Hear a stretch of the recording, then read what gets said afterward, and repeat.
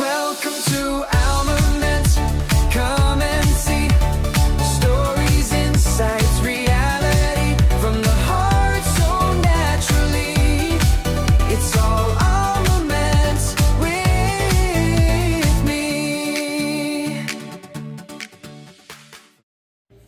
Alright guys, ito na po yung mabilisang pagluto natin ng noodles, no?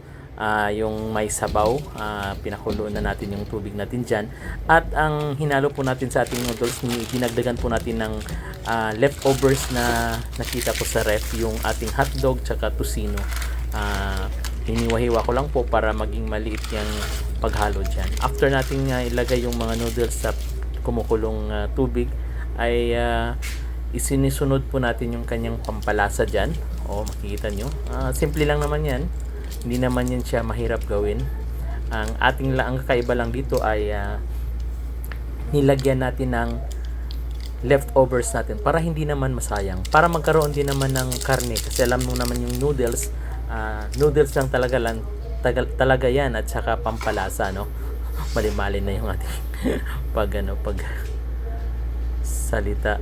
Yan na po, yan yung ating mga leftovers, nilagay lang po natin. Meron po tayong spring onions dyan, yung dahon pala, at saka sinod natin yung ating mga leftovers para magamit, hindi naman masayang. So ganyan lang po kabilis yung ginawa natin dyan sa ating noodles, no? Binigyan natin ng konting twist, no? Tsaka yun, nakuluan po natin uli yan kasi hindi pa lutong-luto yung noodles, medyo matigas pa ng konti. Tsaka after nyan, wag nating i-overcook yung noodles, So malalaman naman natin yan kung pinipisil mo yung noodles, kung matigas pa o napuputol na. So ganyan lang po kabilis yung pagluto natin dyan sa ating noodles, na para meron tayong pang ulam o kaya pang merienda man lang. So ganyan lang po guys yung pagluluto natin, hindi po siya mahirap. So gawin na rin po ninyo yan sa inyong mga pagluluto dyan. So yan, kain na po tayo dito. Okay, maraming salamat po.